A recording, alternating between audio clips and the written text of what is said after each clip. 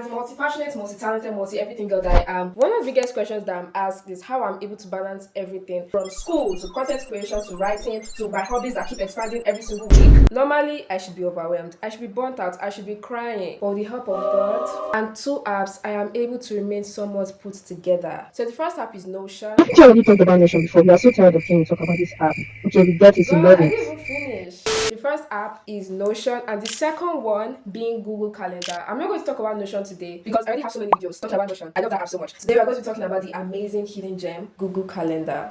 Now, Google Calendar is obviously a calendar. No shit, Sherlock! But what makes it unique is, of course, the aesthetics and also the functionality. To access Google Calendar, just go on your laptop, whatever browser you're using, search for Google Calendar, and you'll see the website. Or you can just access it directly from the Google homepage thing. If you're on mobile, you can just download the app. But for most phones, most Android phones, Google Calendar already comes with the phone itself. But for iPhones, you have to install it from the App Store. Okay, so you're going to see a blank page. Don't freak out, okay? The first thing you're going to do is that you're going to list out all the different areas of your life. Work, school, business, content creation, whatever it is you're doing, just list them out. And you're going to create calendars based off these different areas of your life. Next thing you're going to do is you're going to schedule an event. An event in Google Calendar is basically an activity or a task. So for this example, we are going to be using a study session.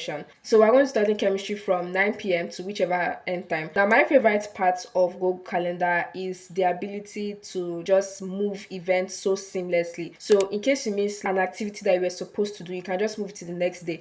Or if you're like me, you can move it to the next week or the next month. Yeah. Then you can also change up the color of the calendars to create this aesthetically pleasing look. You can have different themes. Now, the next part, which is a very key aspect of Google Calendar, is the ability to edit an event. So if you're like me and you love to be very specific, you can adjust the time of the event from here. You can make it from 9:30 to 9:50, 9:45 to 11:15, or however you want it to be. Another one of my favorite features of Google Calendar is repetition. You can decide to make an event repeat at a certain frequency. You can make it a daily event, an event that reoccurs every week at a very specific day. You can make it monthly, you can make it annually. There's so much customization that you can do with the frequency. This is where it gets interesting. Back to our study session example. So you can decide to study chemistry every Saturday, Sunday, Tuesdays, Thursdays, however you like. Then you can make the study session occur every 10 weeks, which is basically a whole term. So then you can stop this from happening at a very specific day, maybe the day after exam. That is when your study sessions will end. Or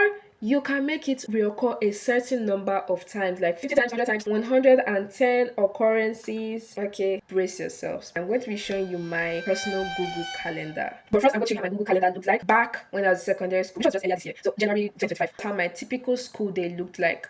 Wake up, get dressed, food, go to school, get back from school around 6, home lessons, study, homework, study, sleep. The type of schedule that I had. I did not have time to plan my entire school day the night before. So what I did was that I created this pre-made calendar. Most of my school days were the same. So I would just basically take one day. For example, Monday could be the sample day and then make it repeat until the end of the semester. So I just have to take a few minutes out of my Sunday evenings to plan my week without even really doing much, because I'll just be editing the already put events. I still do this despite not even being in school again, being on my gap year. It has just created so much structure for my life because I already know how my week is going to go. I just have to edit and make a few changes. So stop going about your week not knowing what to do. Stop complaining about procrastination and finding no motivation to do anything. Okay, it's time to be more intentional and organizational. So comment down below if you have any questions. I would definitely answer because I love talking about my favorite apps. And log in today with Google Calendar. Google, please sponsor me. Bye.